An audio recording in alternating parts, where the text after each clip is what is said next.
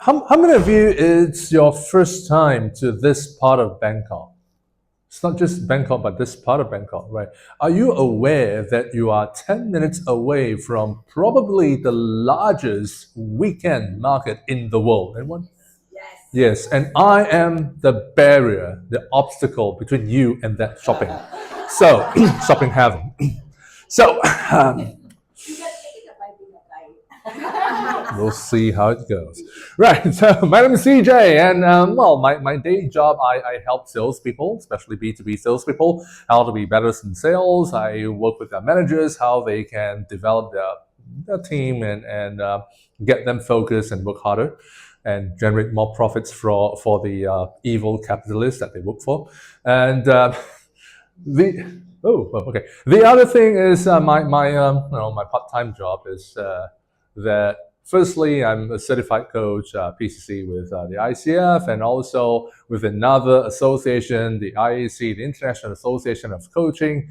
I'm the global membership coordinator. So I work with on two levels. One is I coach people of different cultures, mainly in Asia, and at a different level, I also work with coaches of different continents and levels. And between managing coachees of different countries and managing coaches of different countries, which one do you think is more challenging? Coachees or coaches? The thing about coaches and trainers and consultants and facilitators is managing these people are like herding cats. It's a totally different story. So it's a lot challenging. By the way, I'm from Singapore. I live in Singapore now. I have been living in China from 2004 to 2020 for 16 years. Gabriel behind was my comrade in arms. We were in Shanghai around the same time, so we knew each other from way back. And by the way, Gabriel's book, The Dragon Suit, is on sale upstairs. And there is a buy one, get one free offer. If you buy his book, you get my book for free. The last time I checked, there were only 2 copies of my book left. So I don't know if it's still there, but yeah, we'll see. My book is on, it's called Winning the B2B Sale in China. And there is a story about listening as well, and how the salesperson is trying to build rapport with a customer that likes to go into some sleazy, undesirable place, and this salesperson doesn't really want to go into that game. And because of very good listening, he actually won over the customer. More details in the book. And by the way, if you're nice enough to Leo behind, Leo has got a copy. Right. So anyway, so talking about cross culture, we have been talking about different cultural dimensions, right? So there is the individual level and collectivist level. By the way, we talk about Asian cultures between East Asia, China, Korea, Japan. Who is more individualistic and who is more collectivistic? Any idea? China is more... Yeah, between China, Korea, and Japan, they are in a way more collectivistic than, say, other parts in the West. But between the 3 countries, which one of them is more individualistic and which one? China is a lot more individualistic compared to Korea and Japan. So there are shades of gray even within that dimension as well. We talk a lot about direct and indirect, and similar to that, there is high context and low context. How do I mean by high context? When you ask someone, especially in this part of the world, to do something, and that person replied to you, "Let me think about it." What does it mean? Yeah. And then also, when you ask someone to do something, and that person tells you, it's a little bit challenging. if you talk to a Westerner and a Westerner tells you that it's a little bit challenging, what does it mean? It's just a little bit challenging. Yeah, that's exactly what they mean, right? Especially if you're from Germany. And if that someone in this part of the world tells you it's a little bit challenging, I will do my best. What does it mean? It's a suicide mission, right? So nothing will be done. Right? So it's about high context and low context, and sometimes it's also used as a way to avoid conflict. We want to be indirect about that conflict. So I don't want to hurt your feelings. I don't want to really tell it in your face that I hate your face. So I'll be a little bit high context to say that maybe our birth dates are not really matching, aligned, and so on, right? So there is also egalitarian or flat versus hierarchical, right? And with between China, it's supposed to be hierarchical, but China compared to Southeast Asia is more hierarchical. Right? In China, you still get people to give feedback to their bosses. Maybe not in public, but in some one-to-one sessions. In Southeast Asia, it's a lot less. In China, if you, and I'm talking about generalities, I'm talking about some stereotypes. In China, if you don't know, your boss asks you to do something and you're not quite sure how to do it, what is it about, and the things that you don't know, people ask. They'll clarify the boss and how do you mean by that? How do I do it? How can I get help? On a one-to-one basis, not in public again. But in Southeast Asia, it's less of that. So there are again shades of being hierarchical and egalitarian. Now, there is also, this is something that I just invented this morning. There are people who are open to new ideas. And there are people who are more conservative and like to stick with the tried and proven, right? And again, it varies from culture to culture. And when I'm saying culture, it's not just national cultures. It can be corporate cultures. It can be, this afternoon we talked about multinationals, but multinationals versus startups. It doesn't really matter whether you are in Silicon Valley or in Shenzhen, China, right? So there is a startup culture, there are okay, I gotta be here. Then I can see. Okay. So they're looking at my back. I think my back looks better than my front, right? So anyway, and so there are also different cultures, say between job functions. So engineers think differently from salespeople. There are also generational cultures differences. So there are a whole lot of things that are different now. The problem is when you are doing coaching, or even when you are in a deep conversation with the other person, how do you know where do they stand in any of this or any other models? I'm just raising some examples. How do you know? Are you able in deep conversation ask the other person, by the way, can you just do this assessment? And then I'll continue my conversation with you. Doesn't sound quite right? So sometimes we need to have a sense of where this other person is coming from. Oh, before we do that, how many of you are coaches? Whether it's certified or no, okay, we are okay. Well, half of the other half. If you're not coaches, it's okay. Just pretend you're a master coach, right? So just pretend for the next 20 minutes.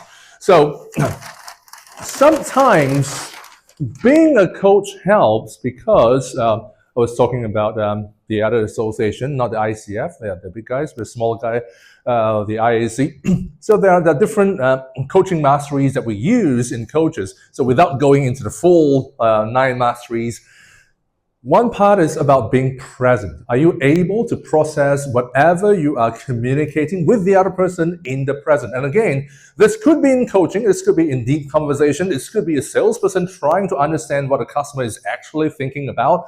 It doesn't really matter, just a deep conversation. So the first thing is, are you really being present? It's like Pauline mentioned about, are you holding that space? Is your heart and your brain waves align with one another, right? So it's about being present. The other thing is, again, being engaged in listening. It's not just about listening to what they say, but also listening to what they did not say. Are you able to listen to their emotions, their thought processes? Could there be something that is important but the other person did not say? Are there certain personal judgments that are being made? Is there something that this person could have done next? So all of these, are you able to listen and tap into whatever information that you have? And of course, it's not just a one-way thing. You can also clarify. There are certain things that are a little bit too general, a little bit not clear enough. You can always ask questions to clarify, right? So there are various ways to do it.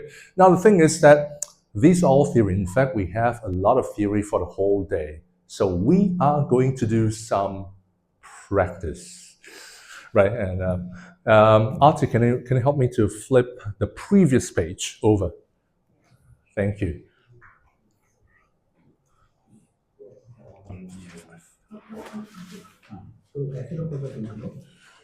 No, just yes. Okay, so this is what we are going to do.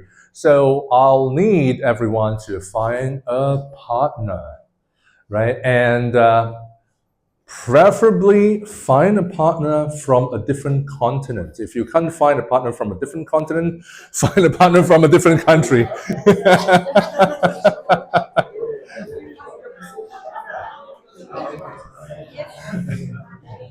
Good. Where am I supposed to stand? Oh.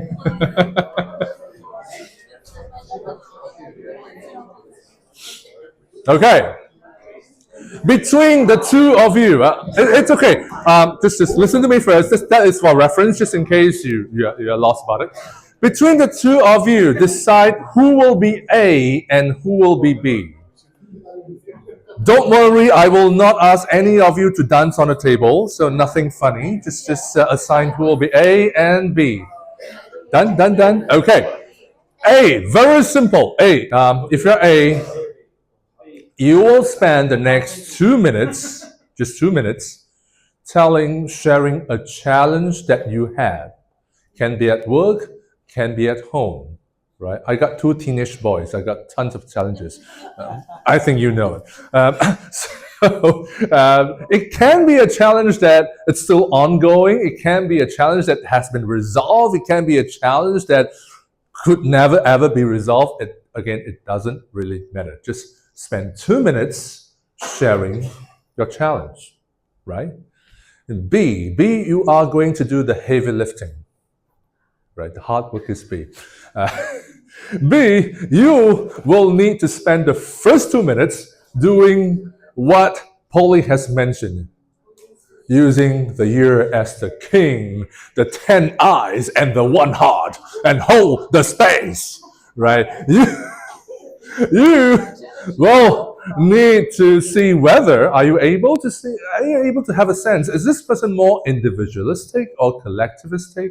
Is this person kind of a low context or high context, or hierarchical or egalitarian, more open to new ideas, or more conservative, or any other cultural dimensions that you are familiar with, right? So that's the first 2 minutes.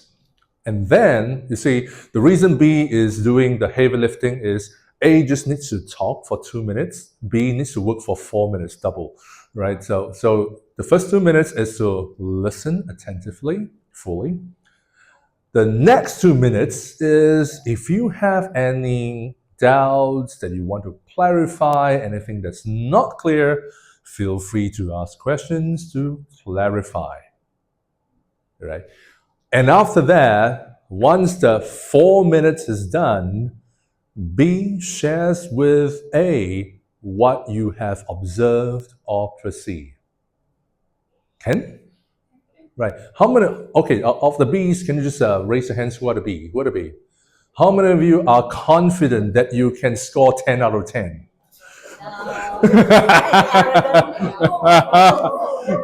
All right. So A. By the way, A. Please use A's. Please help B a little bit. You got 2 minutes to tell the story. Please don't just spend 2 sentences and be quiet then, right? So Ace, please talk for the 2 full minutes, right? And B, do whatever you need to do. Everybody ready? All right. So the first 2 minutes starts now. Go. So some things to keep in mind if you're coaching or having just that deep conversation or doing anything that's cross culture. The first thing is to be aware that is the other person having similar or different cultural traits from where you got coming from. And for me, I mean, I'm Singaporean. The various cross cultural assessments that I did says that I'm not really Singaporean. I'm closer to an American, but not quite there yet. So yeah, I don't know where I am.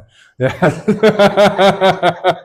So the thing is that just because you are coaching or communicating with someone who's kind of similar with you doesn't mean that you are that aligned. There could be certain traits that can be different from where you're coming from, right? So just be aware.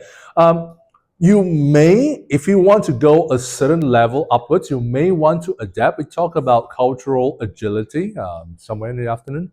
So you may want to adapt if you want to adjust your communication styles, the way you use your words, the way you express yourself. You may want to adapt so that you match the other person's cultural perspectives, right? Or if that is a little bit a way of a stretch, at the very least, you may want to have some mutual understanding that this is the way you are, this is where I am, we are different, and we can, at the very least, understand we are different. And the various ways that we are different. So we know when you say certain things, that's where you're coming from, and when I'm saying certain things, that's my perspective on it. Right, and due to, well, I did plan for a kind of switch, but looking at the time, it's kind of shopping time. So with that, can we have the A's and B's thank each other?